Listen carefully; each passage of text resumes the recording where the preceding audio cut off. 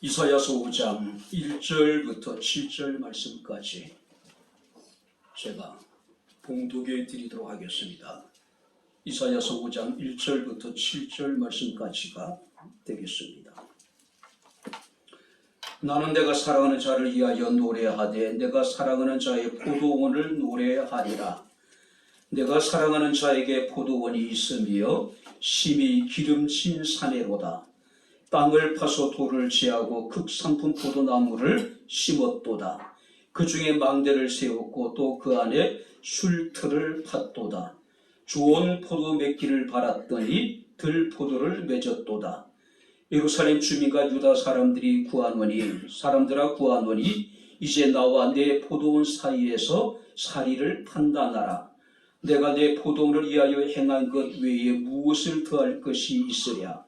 내가 좋은 포도 맺기를 기다렸거늘 들포도를 맺음은 어찌 됨이고 이제 내가 내 포도원에 어떻게 행할지를 너희에게 이르리라.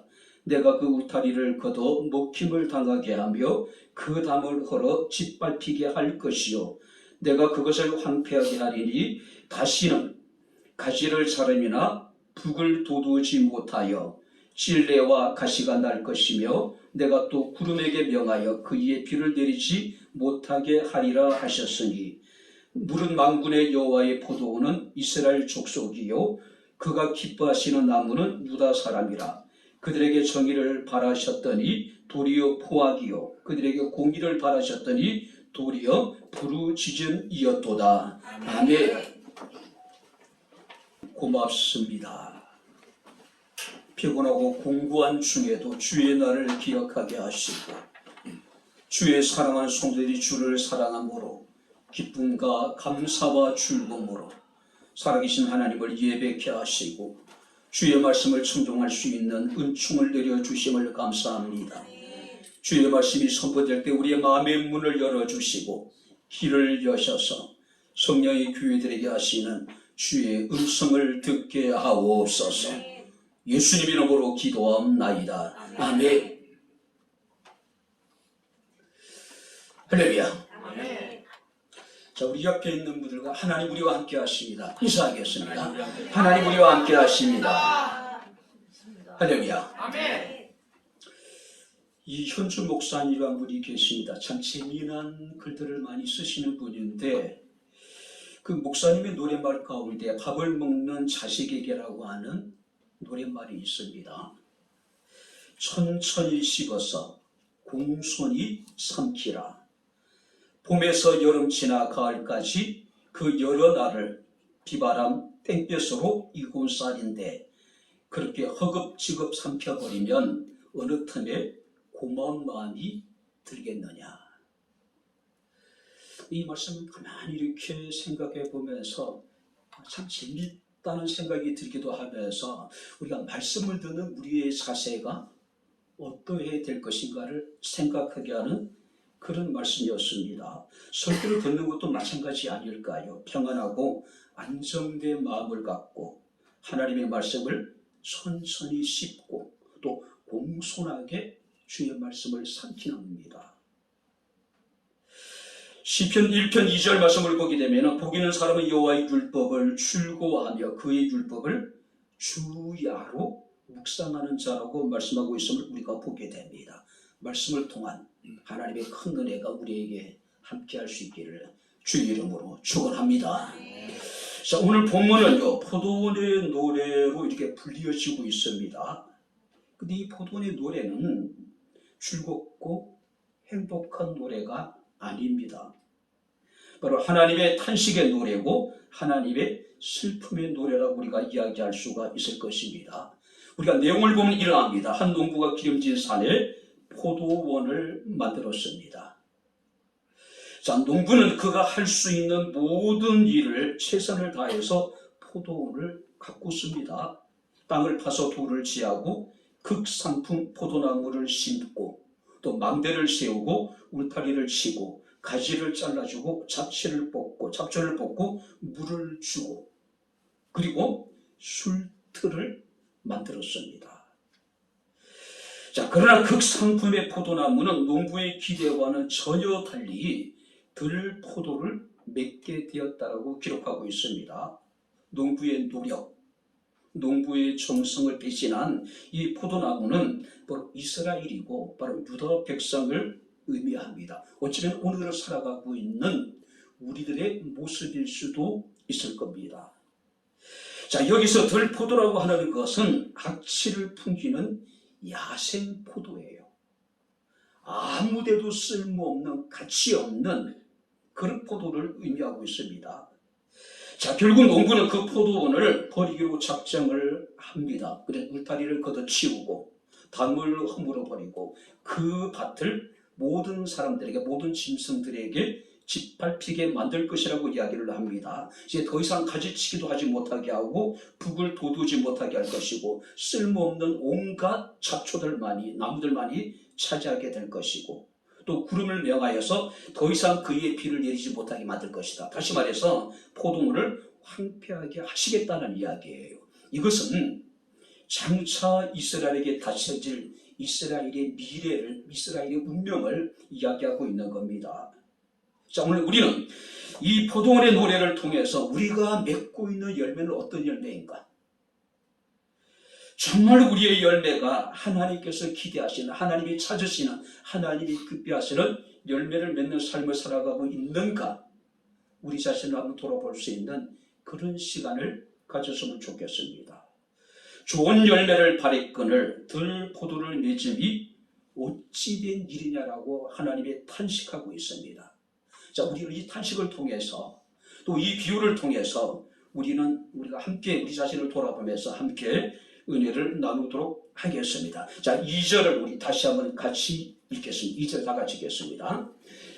땅을 파서 돌을 제하고 극상품 포도나무를 심었도다. 그 중에 망대를 세웠고 또 그 안에 쉴터를 팠도다. 좋은 포도 맺기를 바랐더니 들포도를 맺었다. 이것이 어찌된 일이냐? 자, 여기서 등장하는 포도나무는 어떤 나무일까요? 극상품 포도나무. 극상품이랍니다. 더할 수 없을 정도로 제일 좋은 품질의 나무.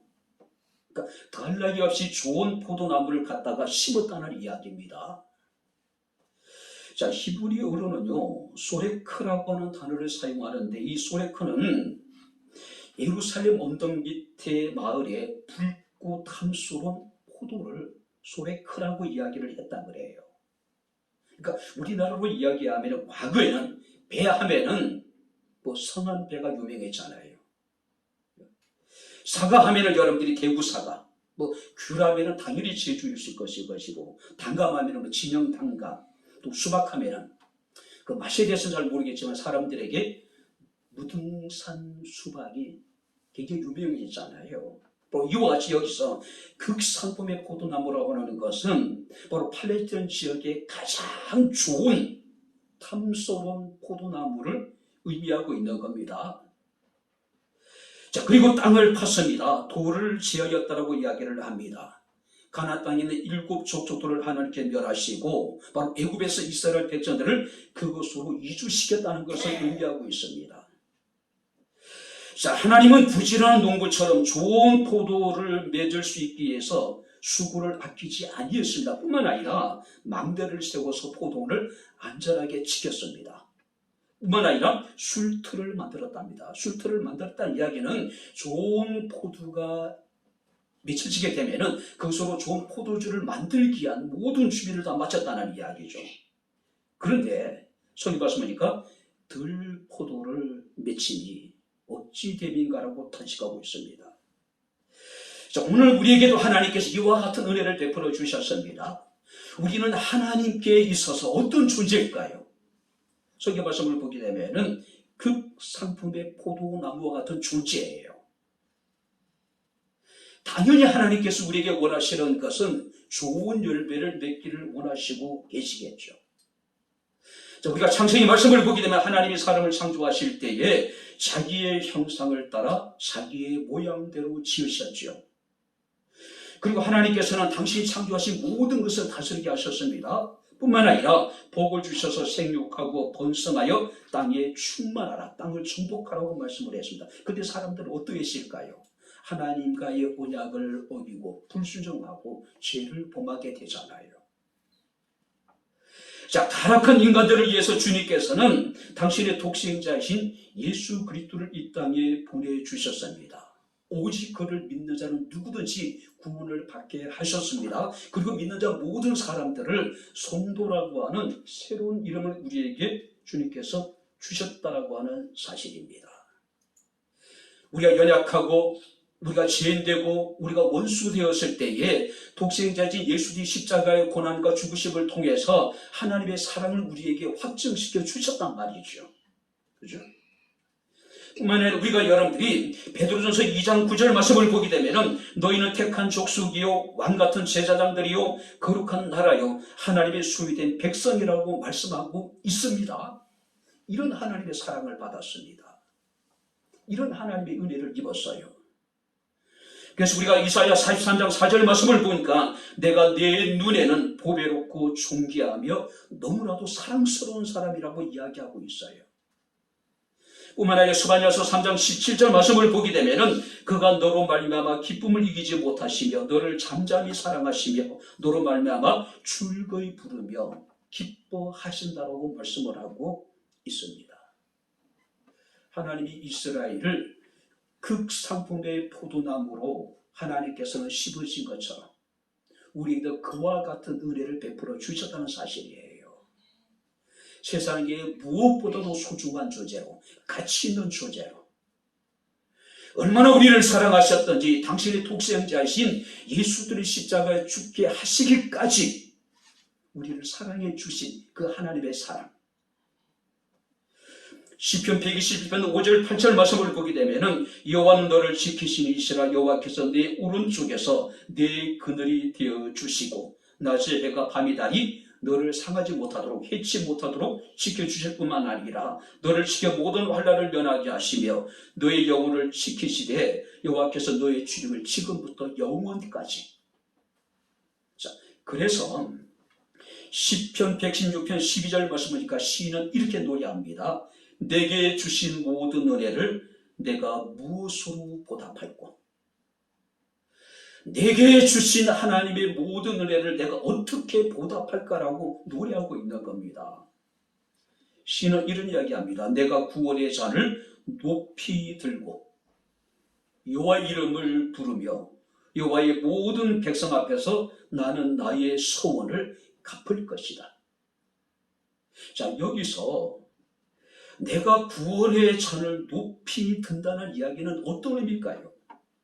하나님께 드리는 감사 제사에 부어드리는 포도주처럼 시인은 자기 자신을 하나님 앞에 감사의 제물로 하나님께서 부어드리겠다는 이야기. 자기의 전부를 하나님께 부어드리겠다는 이야기예요. 저는 우리 백향목교회 성도들에게 참 자주 했던 이야기가 있습니다. 우리는 하나님의 은혜를 받은 사람들입니다.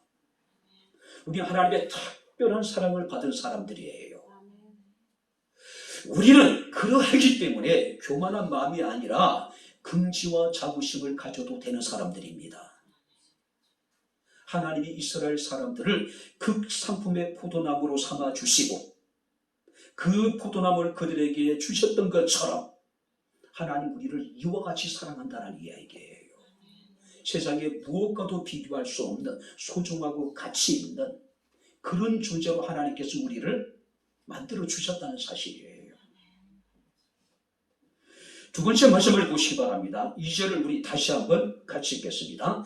땅을 파서 돌을 지하고 극상품 포도를 심었도다. 그 중에 망대를 세웠고 또 그 안에 쉴터를 팠도다. 좋은 포도 맺기를 바랐더니 들포도를 맺었더라.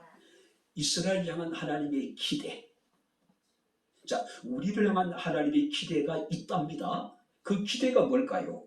좋은 포도 맺기를 기대하셨다.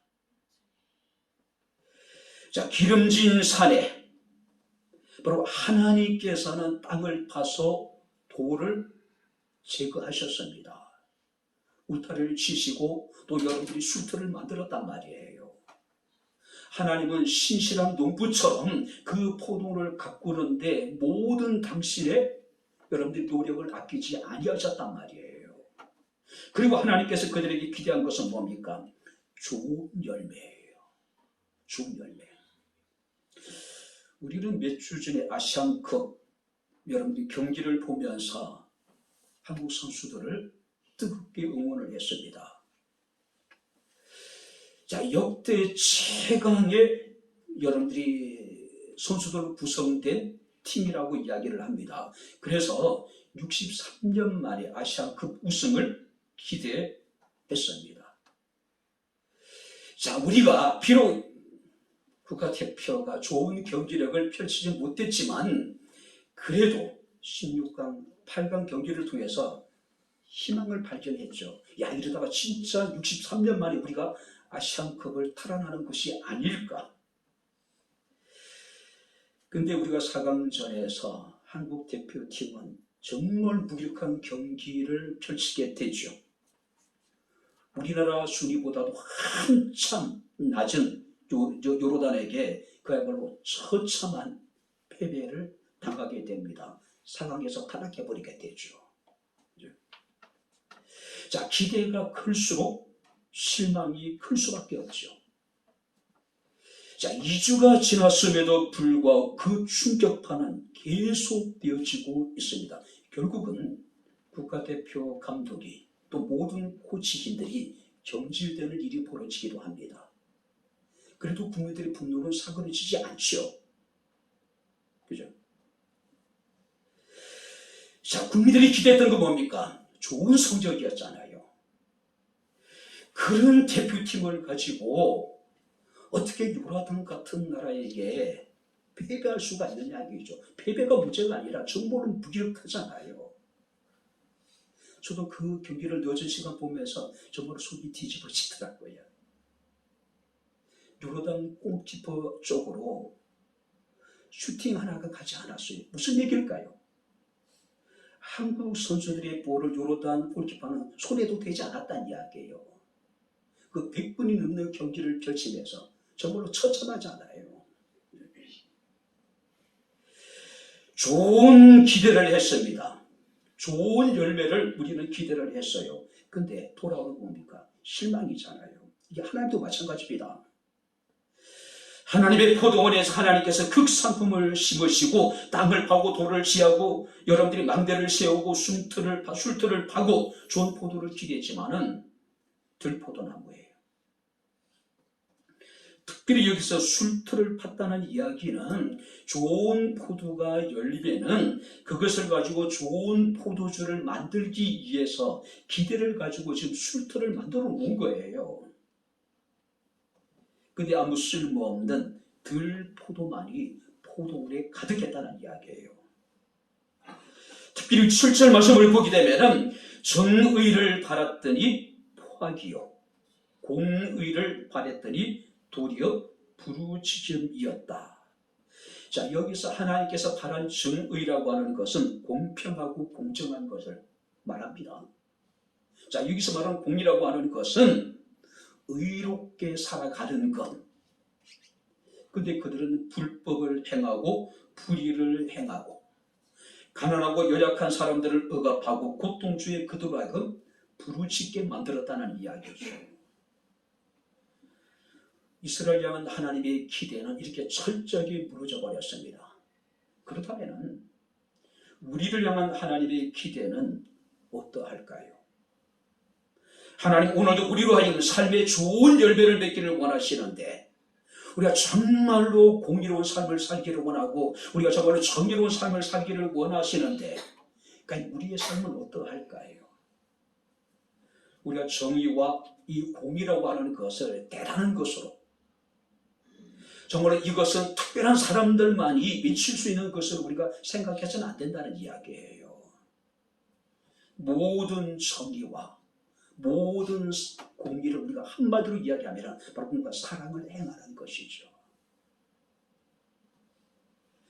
우리가 성령의 열매라고 이야기할 수 있을 것입니다. 갈라디아서 5장 22절 23절 말씀을 보게 되면은 오직 성령의 열매는 사랑과 희락과 화평과 오래 참음과 자비와 양성과 충성과 온유와 절제니 근데 이 모든 성령의 열매는 단 하나로 사랑으로 우리가 여러분들이 요약할 수가 있는 겁니다. 오늘 사랑하는 성도님들, 하나님께서 오늘 우리에게 원하시는 것은 어떤 열매일까요? 우리가 정의롭게 사는 것이고 우리가 공의를 행하는 것입니다. 그것은 어떤 삶일까요? 사랑을 행하는 것. 고린도전서 13장 1절 4절 말씀을 보게 되면은 사람의 방언과 천사의 말을 하고 예언하는 능력이 있어 모든 비밀과 모든 지식을 알고 또 산을 옮길 만한 모든 믿음이 있을지라도 사랑이 없으면 아무것도 아니랍니다. 내가 내게 있는 모든 것으로 구제를 하고 내 몸을 불쌍하게 내줄지라도 사랑이 없으면 내게 아무런 유익이 없다라고 말씀을 하고 있습니다. 주께서 우리에게 준 새 계명이 있습니다. 마음을 다하고 뜻을 다하고 힘을 다하여 주 너희 하나님을 사랑하는 것이고 그리고 이와 같이 내 이웃을 내 몸같이 사랑하는 것. 백향목교회가 정말 하나님께서 기대하시는 그 사랑을 행할 수 있는 사랑의 열매가 충만한 아름다운 거룩한 교회가 되어질 수 있기를 주의 이름으로 축원합니다. 그런데 우리는 어떤 열매를 맺었을까요? 성경 말씀을 보게 되면은 하나님께서는 그들에게 정의를 바라셨더니 포악이요 그들의 공의를 바라셨더니 도리어 부르짖음이었다. 하나님께서 그들에게 좋은 열매를 기대하기를 원하셨지만은 그들은 바로 들포도를 여러분들이 맺었다. 하나님이 탄식합니다. 어찌 됨이고 어찌 된 일이냐 이게요. 그들은 들포도를 여러분들이 맺었습니다. 그들은 포악을 일삼았고 그들은 가난하고 소외받은 자들을 억압함으로 말미암아 그들이 부르짖음이 하나님께 상달되어졌다는 이야기예요. 그런 사람 그 시대를 바라보면서 하나님이 탄식하셨대요. 하나님이 근심하시고 하나님이 한탄하셨다는 이야기예요. 특별히 여기서 우리가 재미있는 것이 있습니다. 정의, 이것은 히브리어로 미시파트라고 하는 사용을 합니다. 단어를 사용해요. 그리고 포악이라고 하는 것은 미시파허. 자, 굉장히 단어가 엇비슷합니다. 미시파트와 미시파흐. 어감은 비슷한데 내용은 전혀 다른 거예요. 자, 공의라고 하는 것은 체데카라고 하는 단어를 사용하는데 이 부르짖음이라는 것은 체아카. 무슨 얘기일까요? 하나님은 그들에게 미시파트인 정의를 원하셨는데 그들은 미시파흔 포악을 행하였고 하나님은 그들에게 체데카라고 하는 공의를 원하셨는데 그들은 체악하라고 하는 부르짖음을 나타내었다는 이야기예요. 정의와 포악, 공의와 부르짖음은 어감은 비슷한데 전혀 다른 반대의 뜻을 가지고 있는 겁니다. 당시 여러분들이 이스라엘이 그러했다는 이야기예요.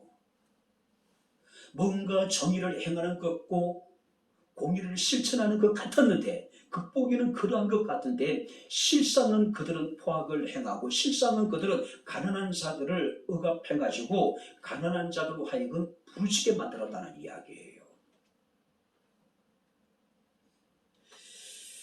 여러분들 우리가 얼마 전까지 말한 대한민국은 공정과 상식을 이야기했습니다. 입버릇처럼 여러분들이 자유를 이야기를 합니다. 민주를 이야기를 했어요. 근데 정치인들이 외치는 공정과 상식은 보편적인 공정이 아닌 것 같습니다. 보편적인 상식이 아니었을 것 같아요. 선택적인 공정이었고 선택적인 상식입니다. 상식이었어요. 그들만의 공정이었고 그들만의 상식이었다는 이야기죠. 입만 열면 여러분들이 자유를 이야기를 합니다. 근데 자유가 우리가 생각하는 그런 자유는 아닌 것 같아요. 굉장히 선택적인 자유인 것 같습니다. 자기들만의 자유인 것 같아요. 공정을 이야기하고 상식을 이야기하지만은 실제적으로는 그 공정을 가지고 상식을 가지고 자유를 가지고 다른 사람들을 억압하고 다른 사람들의 입에 재갈을 먹이는 그런 일들을 하고 있잖아요. 그죠? 바로 지금 이스라엘이 그러한 거예요. 자, 정의와 포악, 공의와 부르짖음, 그 단어의 어감은 너무나도 비슷한데 그들의 실제적인 그들의 삶은 전혀 정의와는 관계없는, 공의와는 관계없는 포악하고 압제하고 다른 사람들 하여금 고통과 좌절과 절망질하는 그런 삶을 살았다는 이야기예요. 그래서 하나님께서 말씀하십니다. 내가 내 포도원을 짓고 좋은 열매를 맺기를 바랬는데 들 포도를 맺음이 어찌 됩니까라고 탄식하고 있는 거예요. 특별히 4절 말씀을 보게 되면은 내가 내 포도원을 위하여 행한 것 외에 무엇을 더할 것이 있겠느냐. 무슨 얘기일까요? 내가 너희에게 도대체 안 해준 게 뭐가 있느냐. 내가 너희에게 더 이상 해줄 것이 아무것도 없다는 이야기예요. 정말로 최선을 다해서 그들이 좋은 열매를 맺을 수 있도록 모든 하나님께서 은혜를 베풀어 주었는데 너희는 포악을 행하고 너희는 가난한 자를 압제해서 그들로 하여금 부르짖게 만들었다는 이야기죠. 시작엔 전혀 문제가 없습니다. 땅도 문제가 없습니다. 포도나무 품종에도 문제가 없어요.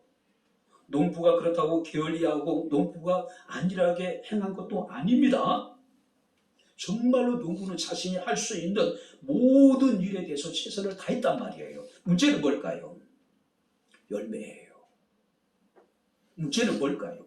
이스라엘입니다. 유다 백성들이에요.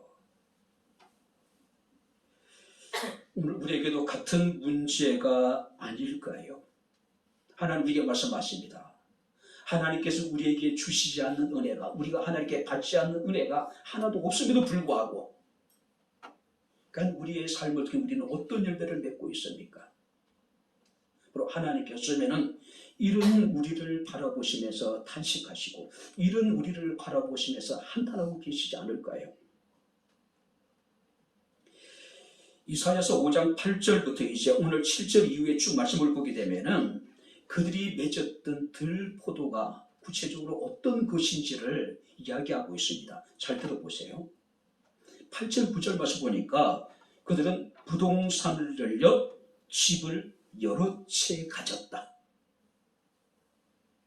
자, 유진 피터슨 목사님의 매지 성경 이 본을 이렇게 번역했습니다. 집을 있는 대로 사들이고 땅을 독차지했다. 우리 사회의 모습과 너무 똑같지 않아요? 가진 자들은 자신의 가진 것을 가지고 끊임없이 부동산에 투기를 하죠. 자, 그러다 보니까 주택 보급률은 인구수를 뛰어넘었음에도 불구하고 가정수를 뛰어넘었음에도 불구하고 국민의 대다수가 자기 집을 갖지 못하는 그런 일들이 지금 우리 사회에 만연되어져 있잖아요. 한 사람이 몇백 채의 집을 가지고 있기도 하고 그럼에도 그렇지 못하는 어린아이가 벌써 몇 채의 집을 가지고 있는 이런 현실들. 그죠? 뿐만 아니라 11절 말씀을 보게 되면은 그들이 아침부터 늦은 밤까지 술에 취해 살아갔다.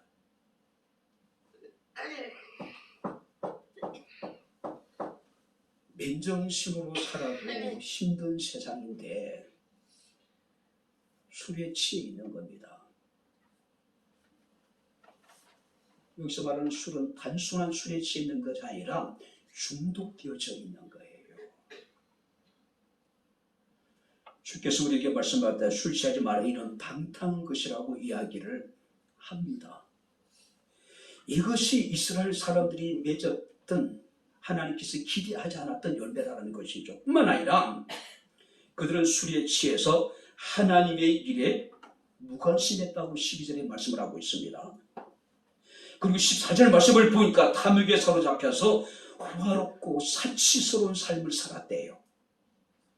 그들이 호화롭고 사치스러운 삶이 어디서 왔습니까? 가난한 자를 압제하고 차치하여 그들에게 빼앗은 것으로. 그 다음에 그들은 악을 선하다고 하고 선을 악하다라고 이야기를 합니다. 그들은 뇌물을 받고 악인을 의롭다고 의인을 핍박하기도 했다는 것이죠. 그런 사람들의 모습을 바라보면서, 그런 이스라엘의 모습을 바라보면서 하나님이 탄식하셨대요. 하나님이 근심하셨대요. 하나님이 한탄하셨대요. 오늘 우리를 바라보시는 주님의 마음이 어떠할까요?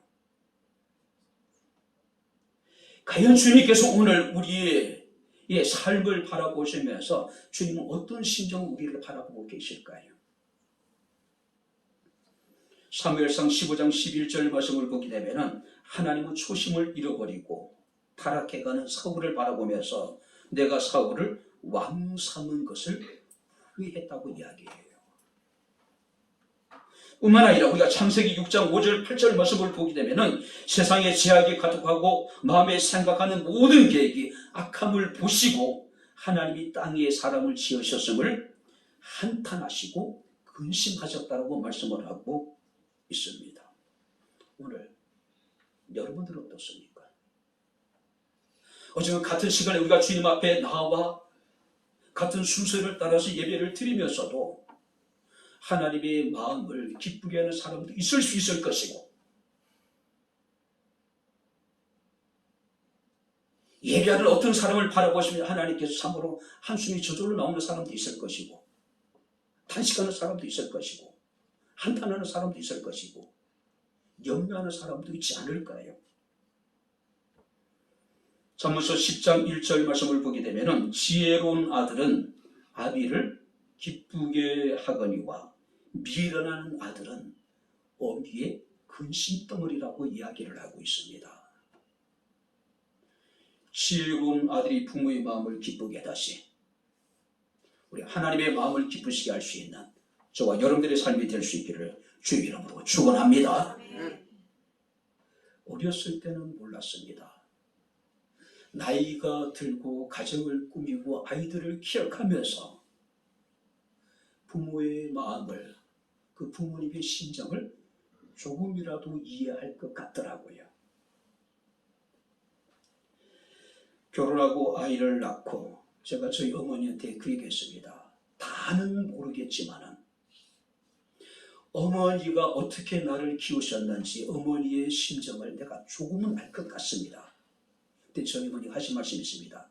아직 멀었다. 내가 부모의 마음을 다 이해하기까지는 아직 멀었다라고 이야기를 하시더라고요. 무엇인가 느끼게 될 때, 깨닫게 될 때 이미 그때는 저희 부모님이 안 계시더라고요. 지혜로운 아들은 아비를 기쁘게 합니다. 미련한 아들은 그 어미의 근심이 됩니다. 하나님이 근심이 돼서는 안 되겠죠. 하나님의 마음을 탄식하게 해서는 안 되겠죠. 우리를 바라보시면 하나님께서 한탄하신다면 얼마나 우리가 불행한 인간일까요? 제 말씀을 마치도록 하겠습니다. 하나님이 사랑하시는 포도는 오늘날 교회라고 이야기할 수 있을 겁니다.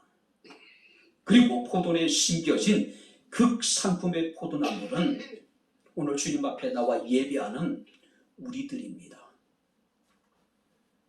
교회 안에 하나님께서는 극상품의 포도나무를 심으시고 우리에게 하나님께서는 기대하시는 것이 있습니다. 어떤 것일까요? 좋은 열매입니다. 악취가 나고 더럽고 아무 쓸모없는 들포도가 아니라 좋은 포도를 바로 주님께서 우리에게 지금 원하시고 지금 그것을 우리에게서 찾고 계시다고 하는 사실입니다. 잠언서 25장 13절 말씀을 보게 되면은 충성된 사자는 그를 보낸 이에게 마치 추수하는 날의 얼음 냉수 같아서 능히 그 주인의 마음을 시원하게 한다라고 말씀을 하고 있습니다. 하나님의 마음을 근심케 하고 하나님의 마음을 한탄하게 만들고 하나님의 마음을 후회케 하는 사람들이 아니라 우리가 아름다운 열매를 통해서 추수날의 얼음 냉수처럼 우리 주님의 마음을, 우리 주님의 답답한 그 마음을 정말로 시원하게 해드릴 수 있는 우리 백향목교 사랑하는 모든 성도들이 다 될 수 있기를 주의 이름으로 축원합니다. 아멘. 기도하겠습니다. 좋으신 아버지 하나님, 우리 아버지 하나님의 은혜와 사랑을 진심으로 감사합니다. 감당할 수 없는, 청량할 수 없는 은혜와 사랑을 받았으니 하나님의 은혜와 사랑을 받은 자로서 합당한 삶을 통해서 하나님을 기쁘시게 하며 하나님을 영화롭게 할 수 있는, 세상을 바라보시는 하나님의 답답한 마음을 시원하게 할 수 있는 추수날의 얼음 냉수 같은 백향목교의 모든 성도들이 되게 하옵소서. 예수님 이름으로 기도합나이다. 아멘. 이제는 우리 주 예수 그리스도의 은혜와 하나님의 크신 사랑과 성령님의 교통 교절의 충만 역사 인도하심이 하나님께서 기대하시는 아름다운 열매를 통해서 하나님의 기쁨이 되며 하나님의 답답한 마음을 시원케 하기를 원하는 백향목교회 사랑하는 모든 성도들 머리머리 위에 저들의 가정과 직장과 사업장과 이 교회와 이 나라 이 민족 위에 지금부터 영원토록 함께 있을지어다. 아멘.